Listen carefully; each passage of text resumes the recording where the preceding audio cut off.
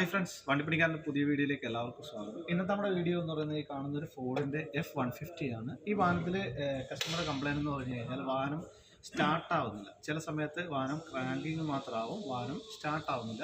അപ്പോൾ ഈ വാഹനത്തിൽ കോമൺ ആയിട്ടൊരു കംപ്ലയിൻ്റ് ഉണ്ട്. അതേമാതിരി തന്നെ ഈ വാഹനത്തിന് ഒരു TSP കൂടി ഉണ്ട്. TSP എന്ന് പറഞ്ഞാൽ നിങ്ങൾക്ക് എല്ലാവർക്കും തന്നെ അറിയാം, ടെക്നിക്കൽ സർവീസ് ബുള്ളറ്റിൻ. അപ്പോൾ ഇതിനൊരു കോമൺ ആയിട്ടുള്ളൊരു കംപ്ലയിൻ്റ് ആണ്. അപ്പോൾ ആ കംപ്ലയിൻ്റ് ആണ് ഈ വാഹനത്തിലും വന്നിരിക്കുന്നത്. അതാണ് ഞാൻ കാണിക്കാൻ പോകുന്നത്. അപ്പോൾ ഈ വാഹനത്തിൽ വന്നിരിക്കുന്ന കംപ്ലയിൻറ്റ് ഞാൻ കാണിച്ചു തരാം. ഈ വാഹനത്തിൻ്റെ ഫ്യൂസ് ബോക്സ് ആണിത്. അപ്പോൾ ഫ്യൂസ് ബോക്സിൻ്റെ അകത്താണ് ഈ വാഹനത്തിൽ വന്നിരിക്കുന്ന കംപ്ലയിൻ്റ് എന്ന് പറയുന്നത്.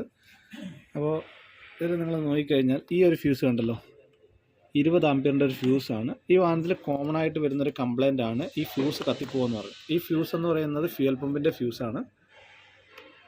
കണ്ടല്ലോ, അത് കത്തിയിരിക്കുകയാണ്.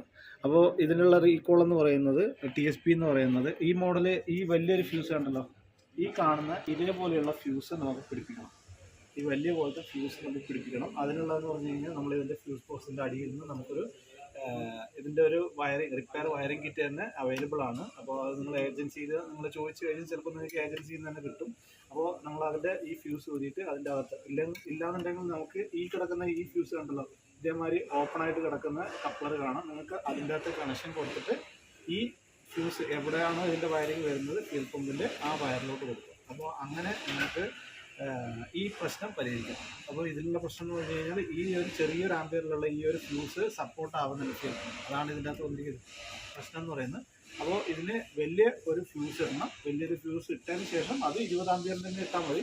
അതിൽ കൂടുതൽ ആംപിയറിൻ്റെ വേണമെന്നൊന്നുമില്ല. 20 ആംപിയറിൻ്റെ ഫ്യൂസ് തന്നെ, പക്ഷേ ഈ ചെറുതല്ല, ഈ വലിയ ടൈപ്പ്. അപ്പോൾ ഇതാണ് ഈ വാഹനത്തിൽ വന്നിരിക്കുന്ന കംപ്ലയിൻറ്റ്. അപ്പോൾ നമ്മളിതിൻ്റെ റിപ്പയറിങ് കാര്യങ്ങളൊക്കെ ചെയ്യാൻ പോകുന്നുണ്ട്. അപ്പോൾ ഞാൻ ജസ്റ്റ് എന്താണ് ഈ വാഹനത്തിൽ വന്നിരിക്കുന്ന കംപ്ലയിൻറ്റ് എന്ന് മാത്രമേ എൻ്റെ ഈ വീഡിയോ കൊണ്ട് ഉദ്ദേശിക്കുന്നുള്ളൂ. ഞാൻ ആ ഫ്യൂസ് ഊരാൻ വേണ്ടി ശ്രമിച്ചു, പക്ഷേ ആ ഫ്യൂസ് ഊരിയിട്ട് കൃത്യമായിട്ട് വരുന്നില്ല. കാരണം എന്ന് പറഞ്ഞു കഴിഞ്ഞാൽ അതിൻ്റെ അകത്ത് ഫുള്ളായിട്ട് കത്തിയിരിക്കുകയാണ്, ഉരുകിയിട്ട് മെൽട്ടായിട്ട് കിടക്കുകയാണ്.